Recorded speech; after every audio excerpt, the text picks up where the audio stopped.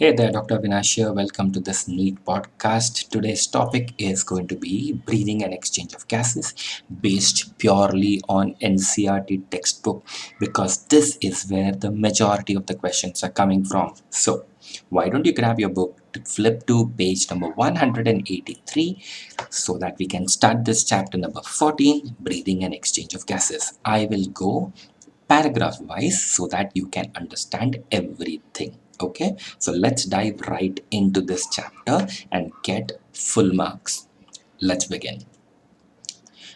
Why do you need breathing and exchange of gases? Well, things are already marked, you know this. Oxygen is required by the cells. Why does cell need oxygen? Well, the cell indirectly breaks down simple molecules like glucose, amino acids, fatty acids, and many other things because it needs energy. So when it does this catabolic reaction, right? When it does this catabolic reaction, it gets ATP. But to do the catabolic reaction, it requires oxygen. One more thing, when this catabolic reaction is done, carbon dioxide is produced, and this carbon dioxide is very harmful for us. So, there has to be a mechanism by which oxygen from the atmosphere is exchanged with the carbon dioxide that is produced by the cells. This process of exchange of oxygen from atmosphere with carbon dioxide produced by the cells is called breathing, and it is also commonly called as respiration. Okay, so first paragraph, only this much you need to know. Don't do anything more. What you need to know from the second paragraph? Well, for this you will have to do a little flashback. In a chapter called as Animal Kingdom, we realize that different types of animal, different phyla of animal have different methods of breathing. Now, why? The mechanism of breathing in different animal varies because the mechanism depends on their habitat and the level of organization. Means what? See, there are certain animals, this table will help you, so you can pause, copy this if you don't have it already. Certain animals like sponges, coelenterates, flatworm, ascomyxes, they are very primitive. They can do the exchange of oxygen and carbon dioxide directly through their body surface. This process is called a simple diffusion. Earthworms, which belong to, of course, the phylum Annelida, use their moist cuticle to do this breathing business. Insects have tracheal tubes, so the oxygen directly reaches the cells and the carbon dioxide is directly thrown out. They don't require hemoglobin. That's why insects, if you recall, have hemolymph and they don't have blood. Aquatic arthropods usually use gills. Even aquatic mollusk use gills. But the terrestrial mollusk have lungs. Now, here comes the important thing. In our textbook, apart from mentioning that sponges, coelenterates, flatworms use simple diffusion over their entire body surface, which of course you know, and that the earthworm uses moist cuticle and the insects have a network of tubes called as tracheal tubes. You know this. They have used some special words in our textbook that as a NEET student you need to be absolutely well versed. What are these words? Vascularized structures called gills. Gills are described as vascularized structures. Okay, and the respiration by gills in our textbook is mentioned as branchial respiration. Okay, branchial respiration. Another thing is in terrestrial mollusk, the lungs are described as vascular bags. Okay, so mollusca, lungs, vascular bags, and they are described as pulmonary respiration. Simple, easy. Even we do pulmonary respiration, so our lungs are also indirectly vascularized bags. Things that are very easy: fish use gills, amphibians, reptiles, birds, mammals use lungs, but amphibians can also breathe through their moist skin and, of course, if you remember, the buccopharynx. From this paragraph, you need to know only this much. Now, once you're done, let's move on to the next paragraph. Now, because we are going to focus solely on NCERT textbook, Let's talk about what they are saying. The textbook says that our respiratory system starts with your nostrils, which is basically the holes in front of your nose, right? Just above the upper lip logic. Uh, Behind the nostril is a passage. That passage is called as nasal passage. And the nasal passage then eventually leads to nasal chamber. Now, in the nasal chamber, there are these mucous membranes which clean the air because they have ciliated epithelium with mucus on it, right? It humidifies the air. It even warms the air. So nasal chamber will do that and pass on the air to the pharynx. The pharynx, as you remember, is a common opening for food passage and air passage, and the pharynx then leads to larynx, and larynx will go to trachea. Now, important is the fact that larynx is a cartilaginous box that helps us produce sound, and hence it is called a sound box. Acha, important. This sound box na under the influence of hormone testosterone enlarges in size, and that's why males have their sound box which is enlarged. It's called as Adam's apple. Females do not have Adam's apple. Okay. Now there has to be a mechanism by which the food that comes into the pharynx, that food should go only to esophagus. The food from the pharynx, if it goes into the larynx, we will die. So there has to be a mechanism to protect the opening of larynx. This mechanism is this elastic cartilaginous flap. This flap is called as epiglottis. The job of the epiglottis is to prevent the entry of food into the larynx. Here you can remember an additional point, which is the opening of the larynx is called as glottis. Okay? Below the larynx is the trachea. Trachea is a straight tube. It goes right from the neck region and crosses the thorax and reaches the mid-thoracic level at the level of T5, fifth thoracic vertebra. Okay, written here, the trachea divides into right and left bronchi. They are called as primary bronchi. Then the primary bronchi will become secondary will become tertiary, and the tertiary bronchi will become smaller tubes called as bronchioles, and many times the bronchioles will multiply and eventually they will form this very thin bronchiole called as terminal bronchiole. Easy peasy, getting it? Now, important. These trachea, bronchi, bronchioles need some support. They need some strength in their walls, and that's why hyaline cartilage, important MCQ, the trachea, primary, secondary, tertiary bronchi, and the initial bronchioles require incomplete cartilaginous rings made up of hyaline cartilage to support them. The terminal bronchiole does not have cartilage. Okay, terminal bronchioles, no cartilage. And at the end of terminal bronchioles, you will get super important MCQ, very thin, irregularly walled, vascularized bag-like structure. They are called as alveoli. See how they are describing alveoli, very thin, irregular walled, vascularized bag-like structure. Acha, when I was teaching this chapter in the class, if you are in my classroom coaching, this is how I described it. Your class is in a building. So when you enter into the building, you probably enter a lobby. There is a staircase. There's an elevator. The lobbies lead to passageways, and at the end of passageways, you will have your classrooms, right? Just like there is a trachea, bronchi, bronchioles, and alveoli. See this staircases and elevators and the passageways and the classrooms. This is an internal view, na? When you see from outside, do you see the classroom or do you see the building?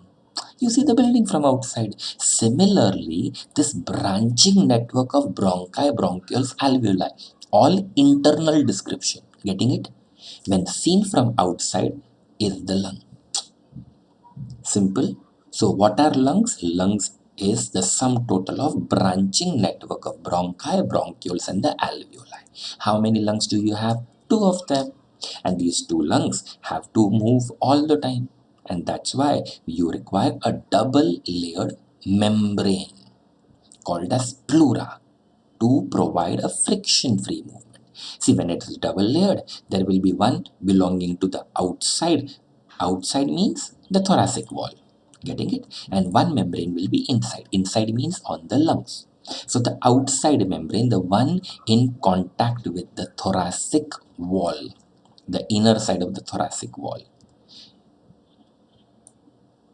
is called as parietal. Parietal, parietal pleura. And the inner membrane, which is in contact with the lung surface, is called as visceral pleura.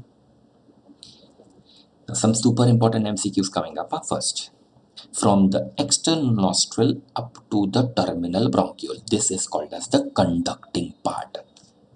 What does the conducting part do? Here is the answer for it in purple. The conducting part transports the atmospheric air to the alveoli. And as it is transporting it, it clears that air of foreign particle, it humidifies the air, and it brings the air to the room temp or body temperature, not room temperature, body temperature. Okay?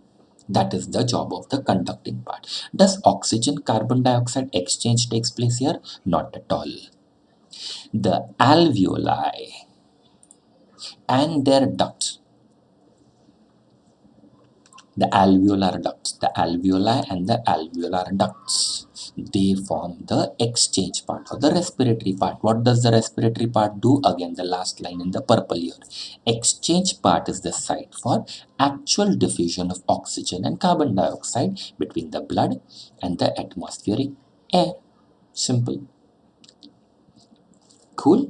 This much is super important. Now the next paragraph will help you understand how the lungs work. So super important. Focus. The lungs are located in a chamber.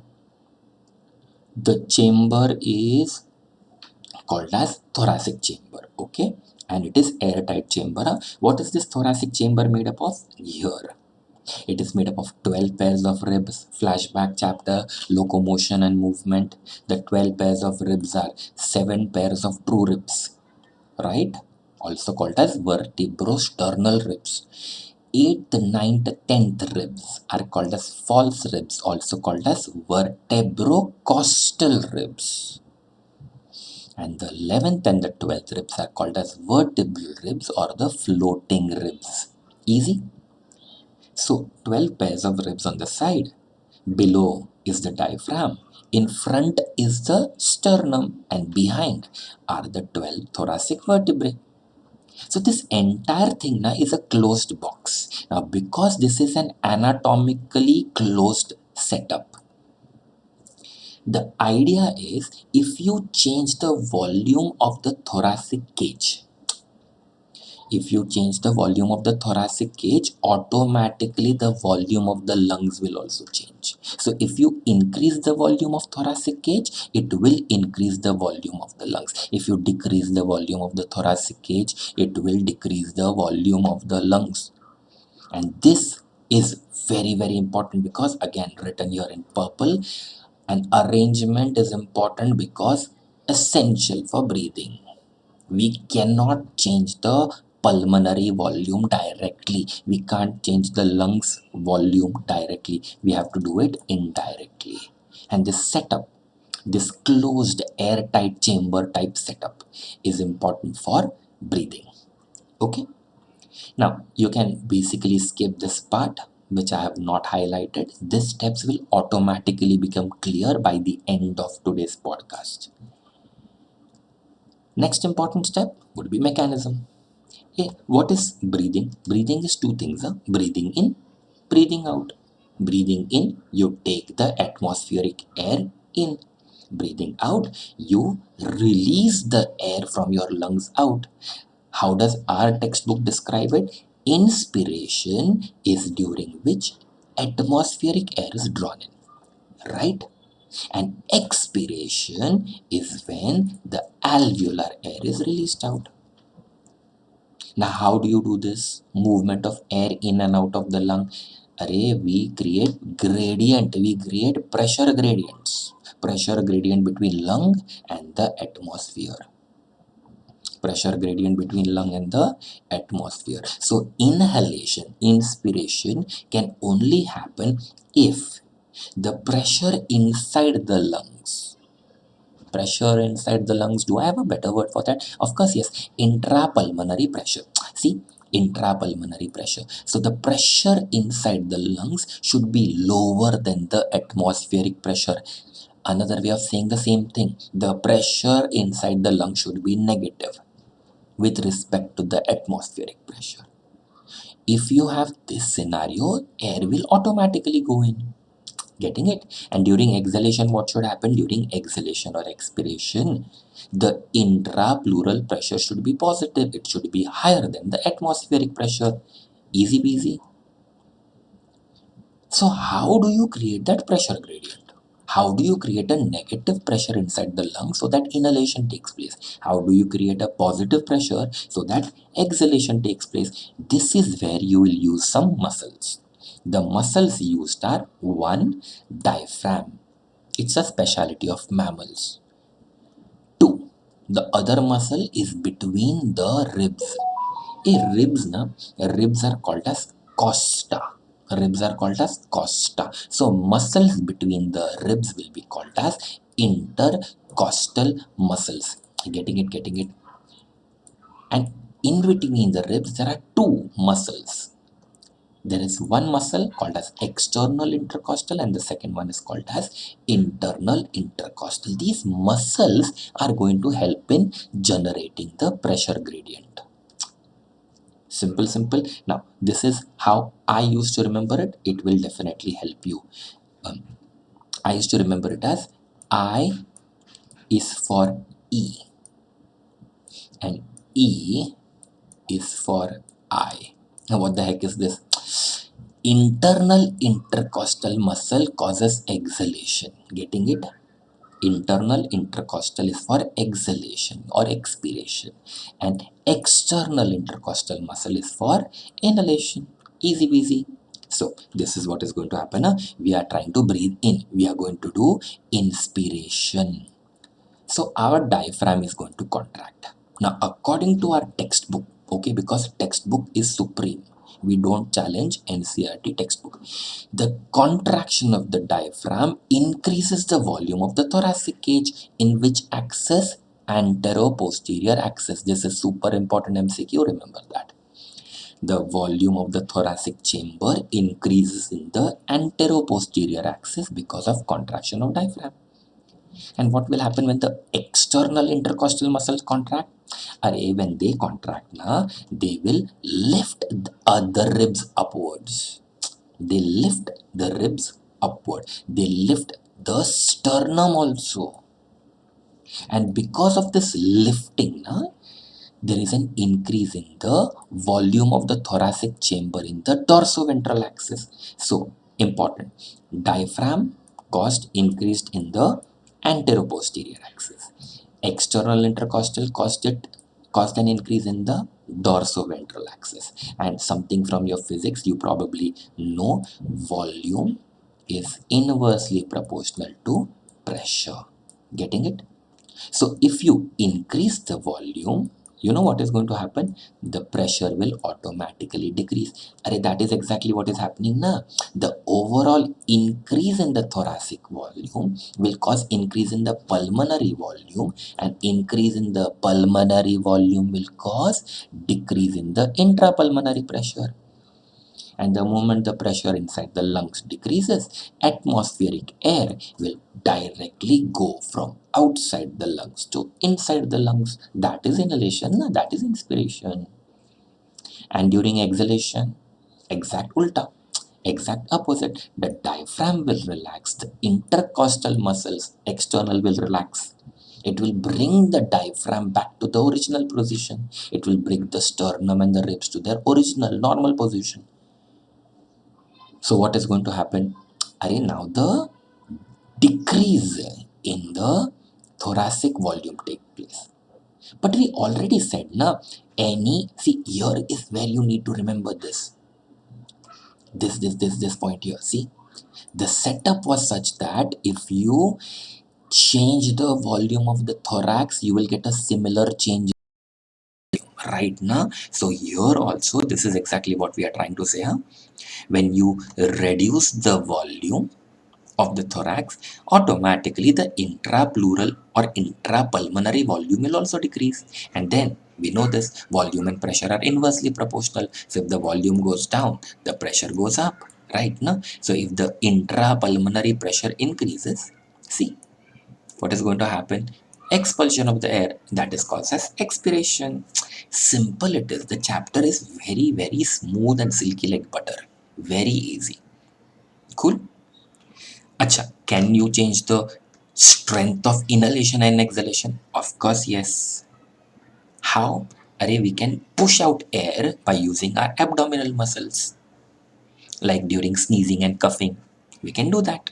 So you can increase the strength of inspiration and expiration by using additional muscles. Cool. And how many times do we breathe per minute? Around 12 to 16 times per minute. Cool. Nice. Acha, when you breathe one time, how much air entered your lungs? How much air did you exhale? There must be an instrument that can help us find that. Na? The instrument is called a spirometer. It helps us find out the volume of air involved in the breathing movement. How much air enters and how much air comes out can be measured by spirometer. The experiment is called a spirometry and the instrument is called a spirometer. Cool. And using spirometer, we can clinically assess the pulmonary functions. How good is somebody's lungs can easily be checked by looking at the spirometry readings. So, what do you need to know? Now, explaining spirometry is beyond the scope of this podcast. We will talk about that spirometry in some other video. So, check it out later. But from 14.2.1, you must by heart four important volumes, 1, 2, 3, and 4 important volumes. The 4 volumes are tidal volume. How much air do you breathe in normally? How much air do you breathe out normally? Around 500 ml. And in 1 minute, how much? Are 500 into 12 to 16? Nah, simple logic. So in 1 minute, you are breathing 6,000 to 8,000 ml of air. Getting it? So per minute volume, how much air you breathe in, breathe out? 6,000 to 8,000 ml. Per breath, 500. How much additional air can you breathe in after normal inhalation? Inspiratory reserve volume. How much additional volume of air can you exhale after you have normally exhaled? That is forcible expiration. How much can you throw out extra? That extra is called as expiratory reserve volume. And even after your best effort, the lungs don't collapse. Some amount of air, some volume of air remains trapped inside. That volume of air is called as residual volume. See, these volumes have to be biated. Huh? There is no escaping this. And then using these volumes, you can add up a few of them and you will get capacities. Like tidal volume plus inspiratory reserve volume is your inspiratory capacity. Right? Tidal volume plus expiratory reserve volume is your expiratory capacity. And the amount of air that remains inside your lungs when you're breathing normally is residual capacity, functional residual capacity, ERV plus RV. And the maximum volume of air that a person can breathe in would be inspiratory reserve volume plus tidal volume plus expiratory reserve volume. Getting it, getting it, getting it. This is called as vital capacity. And what is the maximum amount of air that can stay inside? Total of everything else. Tidal volume plus inspiratory reserve plus expiratory reserve plus the residual volume. That will be your total lung capacity. See, I really can't explain this part in this video. It's a podcast, right? But in some other video, I will definitely explain nicely what is spirometry. Okay, so as of now, Please buy heart this. This will really help you in your NEET exam. Cool? I believe you will be able to do that very easily. Now, once this is done, let's move on to exchange of gases. Cool. Air went into the alveoli, and from there, the oxygen will enter into the blood. Means alveoli is the primary site of gas exchange. Getting it, no? I know you will be wondering, doesn't the oxygen from the blood go into the cells? Yes, that is also a site. Okay, but that's not primary. The first exchange is between air and the blood at the alveoli. Okay, now why did it get exchanged? Why means what? It was simple diffusion. Everything in this chapter is happening because of diffusion, because of pressure gradient, because of concentration gradient. There was more oxygen in the air, less oxygen in the blood, hence it came inside. There was more oxygen in the blood, less in the cells, hence the oxygen from the blood will go into the cells. That's how it works. So most important factor of course is your pressure gradient. But apart from this, is there anything else that decides how fast the gases will enter or exit our body? Yes. One, solubility of gases. If a gas is easily soluble in our fluid, it will be transported easier. Like carbon dioxide is transported better. Getting it? And oxygen is not transported that nicely. You require a bigger gradient for oxygen to enter into blood. I'll talk about this in some time. Second factor, see, first factor of course is pressure gradient. Okay, second factor was solubility of gases that decides whether the diffusion will take place or not. And third factor is the thickness of the membrane. What does the oxygen, what does the carbon dioxide have to cross to move from air to the blood, from blood to the air? That is called as your diffusion barrier or the respiratory barrier. Now this is something from your physics, okay? So I'm not going to go into details of it, but you know this. We are surrounded by our atmosphere. The atmosphere is a cocktail of gases, and the cocktail of gases has a total pressure of 1 atmosphere, which is 760 millimeters of mercury. I believe everybody knows this. Now, out of this 760, what is the pressure of oxygen only? Getting it now? This pressure contributed by single gas, individual gas, in a mixture of gas is called what? It's called partial pressure. Getting it? And how do you represent it? It is PO2 for oxygen. Cool. PO2 for oxygen and PCO2 for carbon dioxide. So we took our manometers out and we started measuring, and we noticed that the gas oxygen is around 159 mm of Hg in atmospheric air. Getting it? And in alveoli it is only 104. If in atmosphere it is 159 and in your alveoli it is only 104, don't you think the oxygen will go from atmosphere to the alveoli? Logical, no? Cool. Now, when the deoxygenated blood will come near the alveoli, you know what is the partial pressure there? 40. Look at this, 10440. Don't you think the oxygen from the alveoli automatically will move along its gradient from the alveoli to the blood? Heck, simple, na? And that's why the oxygenated blood will be at 95, because oxygen has now come in from the alveoli. When this oxygenated blood goes to the tissue, you know what is the PO2 of tissue? Only 40. Where do you think the oxygen will go from the blood to the tissue? See, all these pressures, all these factors are arranged in such a way that the oxygen will move from atmospheric air towards the tissue. Getting it? What about carbon dioxide? Reverse. Look at tissue, 45. And in oxygenated blood only 40. Don't you think carbon dioxide will move from the tissue to this blood? That's why the venous blood will have a partial pressure of carbon dioxide 45. Getting it? Because carbon dioxide has come into the venous blood now.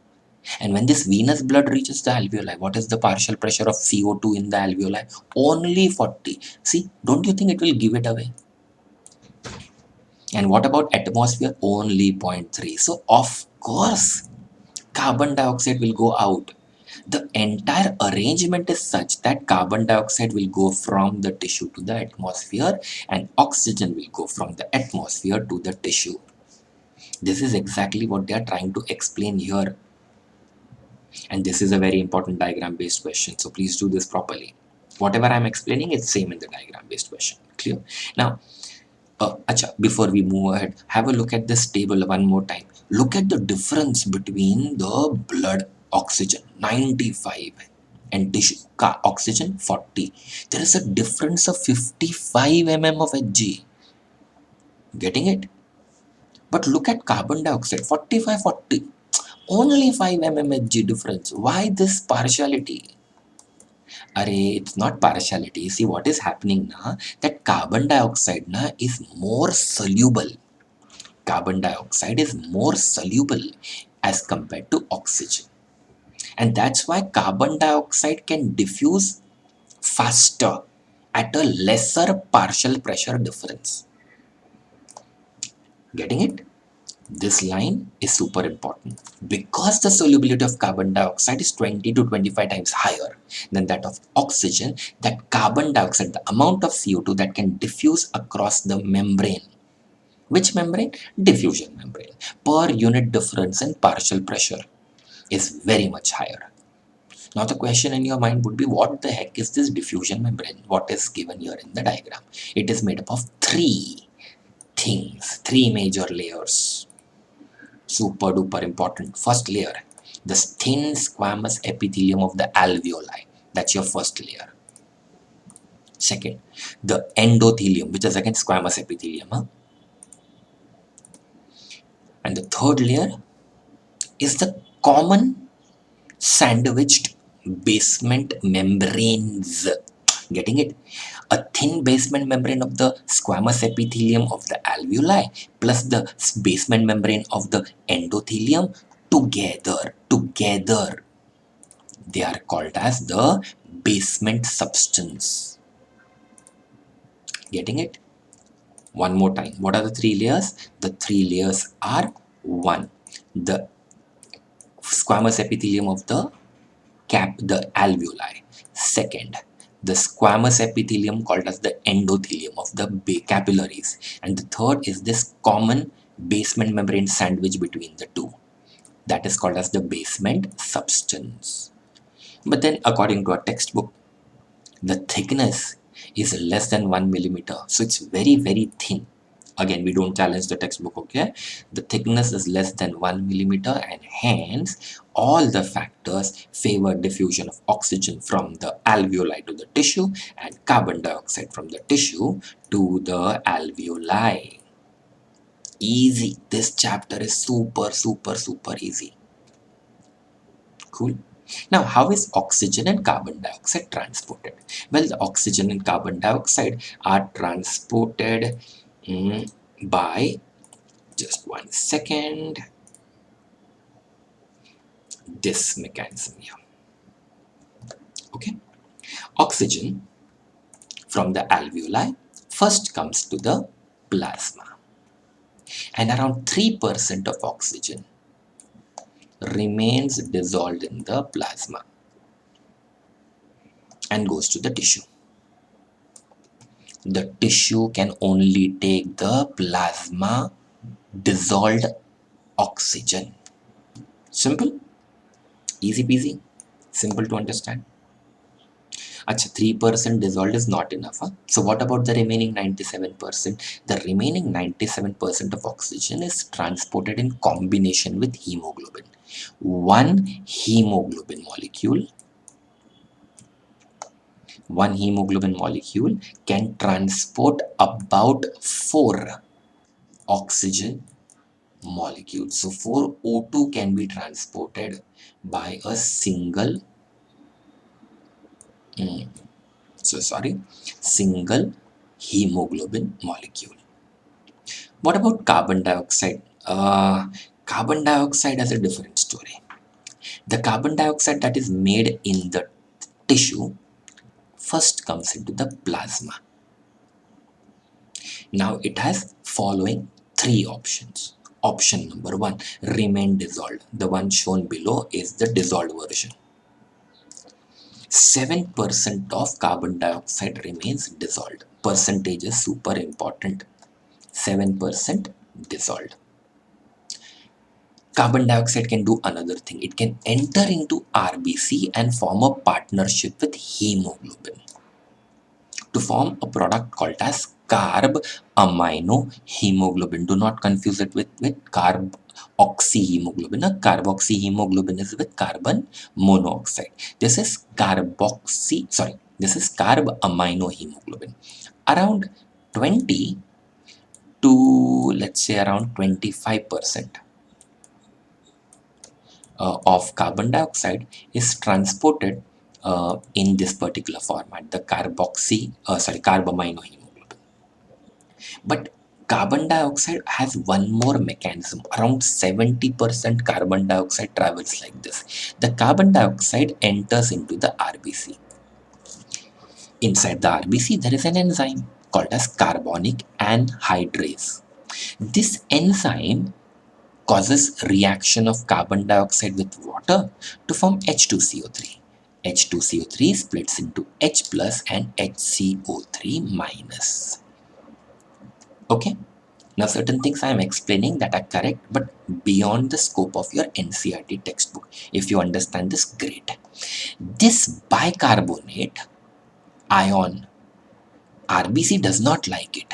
So it throws that bicarbonate out. Getting it? But as it throws the bicarbonate out, there will be an electrical imbalance. Bicarbonate ion is negatively charged. So it has to pick up a negatively charged ion. In this scenario, it is chloride. This chloride has shifted from the plasma into the RBC. And this phenomena is called as the chloride shift. Simple, cool. Question: where did the chloride come from? It came from NaCl, from the food that we eat. It can come from KCl, which is again present in our food. So Cl minus went in. What happened to Na plus? It will form a partnership with HCO3 minus to form NaHCO3. Again, it can be KHCO3 also. Okay.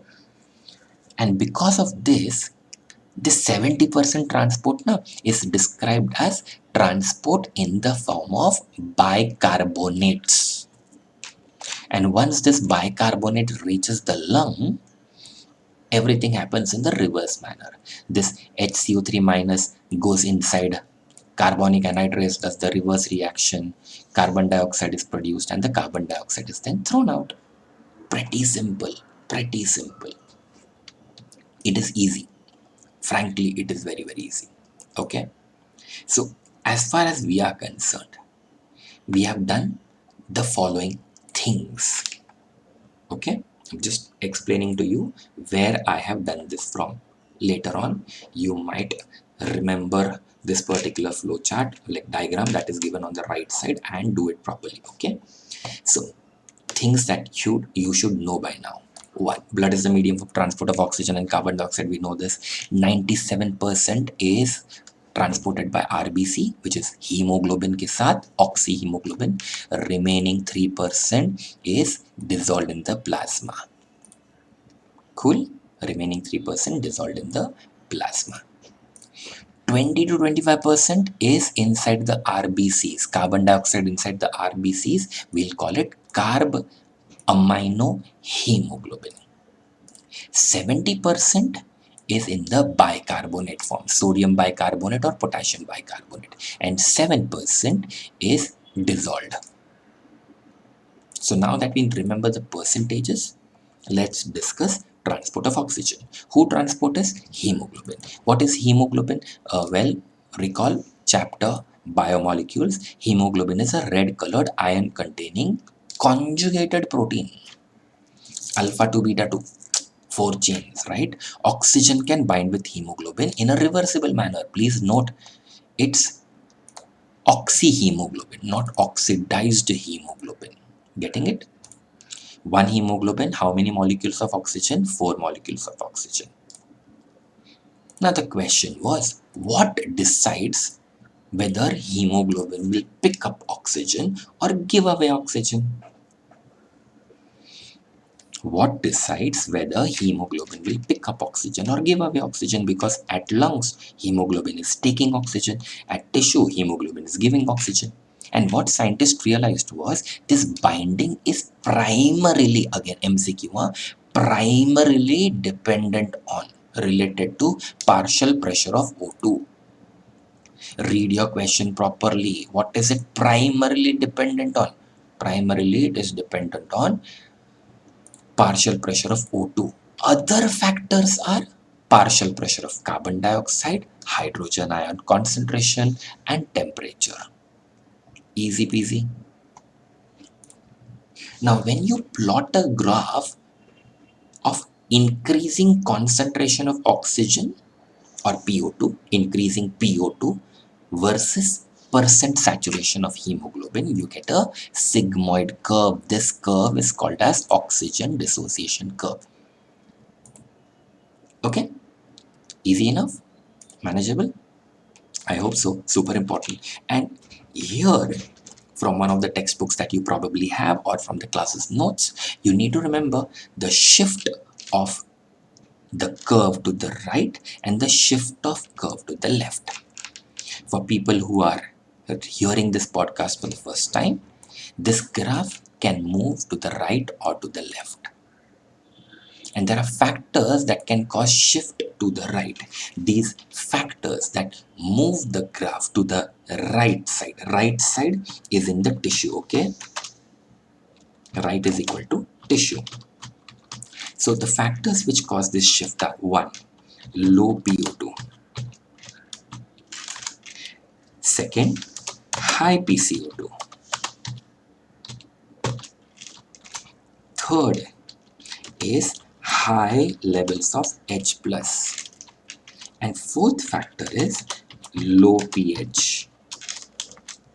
Another factor that can shift the graph to the right side is higher temperature.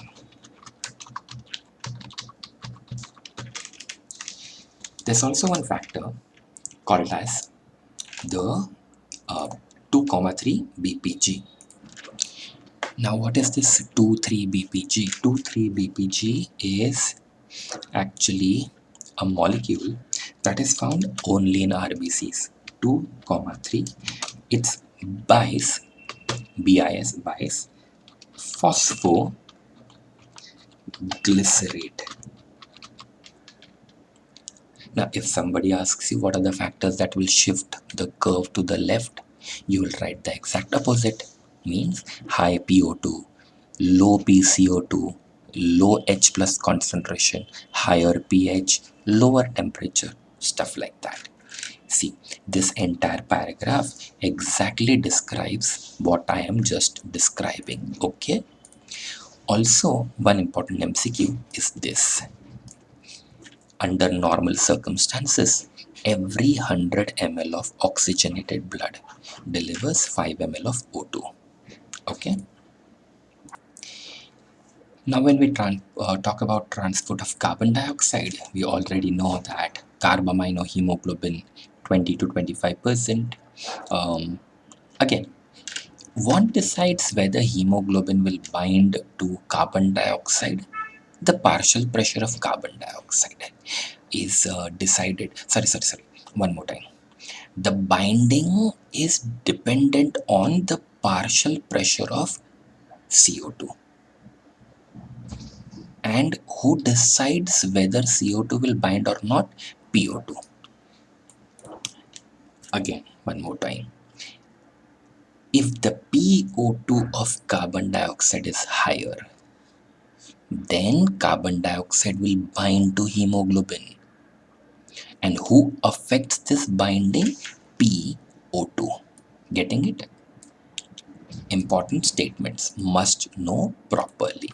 So when PO2 is high, PCO2 is low, oxygen binds, carbon dioxide is released. Reverse, when PCO2 is high and PO2 is low, which happens in tissue. Carbon dioxide will be picked up by hemoglobin and oxygen will be delivered. Reverse. Getting it na? In tissue where carbon dioxide is high and oxygen is low, carbon dioxide will attach to hemoglobin, oxygen will be given up. Conversely, when PCO2 is low and PO2 is high, which happens in alveoli, in such a scenario, hemoglobin will bind to oxygen and give away carbon dioxide. Easy? So factors at alveoli: high amount of oxygen, low amount of carbon dioxide. Hemoglobin will choose oxygen over carbon dioxide. You know, there's a word for this.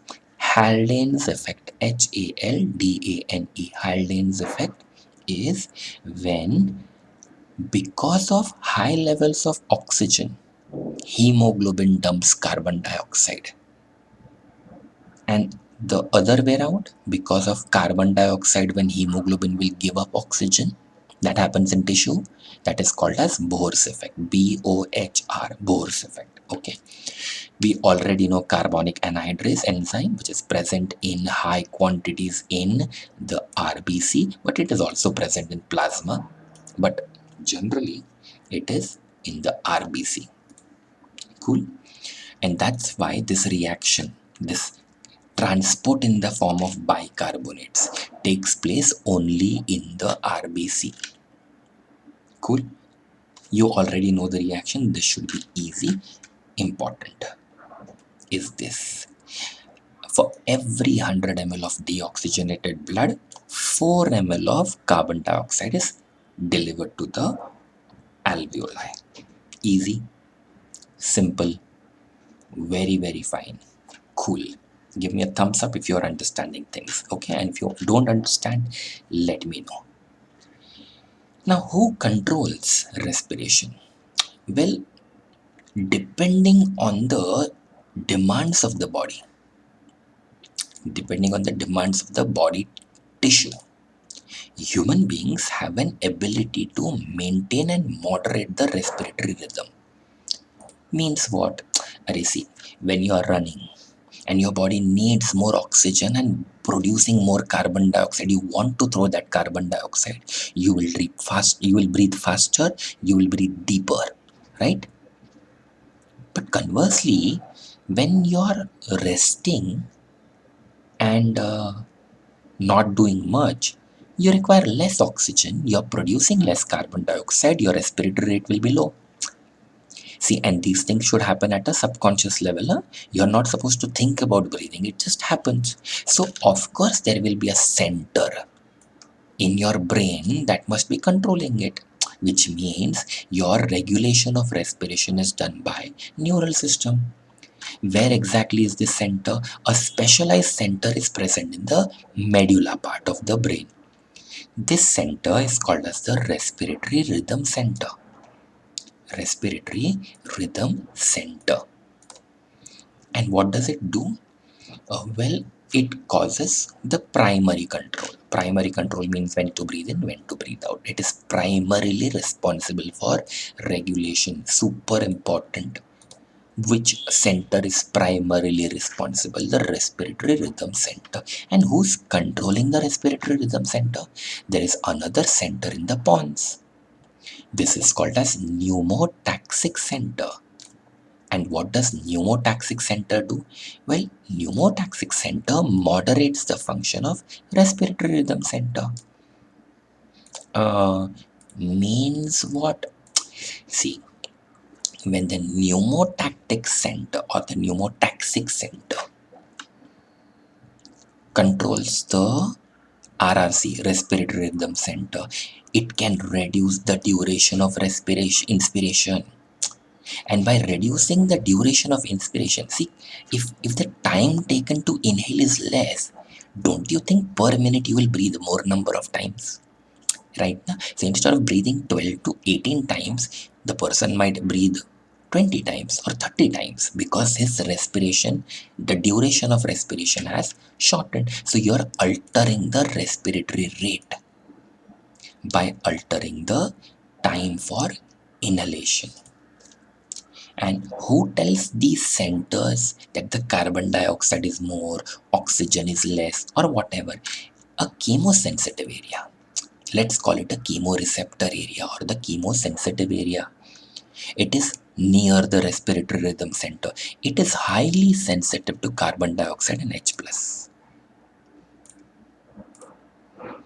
So if in the blood, in the cerebrospinal fluid, CO2 increases, H plus increases, you know what will happen? The respiratory rhythm center will make the necessary adjustment. You will breathe faster, you will breathe deeper, you will throw those carbon dioxide molecules out. Getting it? Any other center? Yes, there are. There are centers or receptors located in the aortic arch and the carotid artery also. They also recognize carbon dioxide and H plus, and they will also send the messages to the RRC, the respiratory rhythm center. Now notice in both these centers, the central one near the medulla and the peripheral one near the aortic arch and the carotid. Both these centers detect carbon dioxide and H plus. Role of oxygen in regulation of respiratory rhythm is insignificant. Simple, easy peasy to understand. Which brings us to the ending of this chapter, disorders. First is asthma. How will they ask you question? This is the only thing you need to remember. Asthma is an allergic disorder. It is difficulty in breathing, because of which a very weird sound comes called as wheezing. Why is this wheezing sound coming? Because of inflammation. Inflammation of bronchi and bronchioles. These are the MCQs. Just remember that much. The next disease in our syllabus is related to cigarette smoking or even pollution. It's called as emphysema. This is a chronic disorder. Chronic means it takes time. It will not happen because somebody smoked one cigarette, but it will happen eventually. What happens in this disease is the alveolar walls are damaged. See, if you damage the alveolar wall, you are reducing the surface area. If the respiratory surface decreases, how will the gas exchange take place? That is the disease. And the last disease is because of occupation. Occupational respiratory diseases. Generally in occupations like grinding or stone breaking industry. You know what happens? These dust particles, the stone, the powder form of the stone goes into the lungs, and the defense mechanism of the body is unable to manage the situation. You put in a few bacteria in the body, your WBCs know what to do. You put a stone inside your body does not know what to do.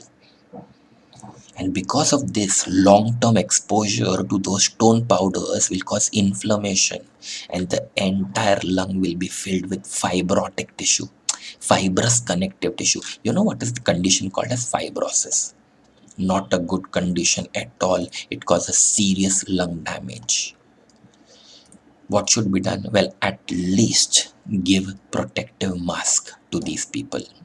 That itself will save these people from problems later on in their life.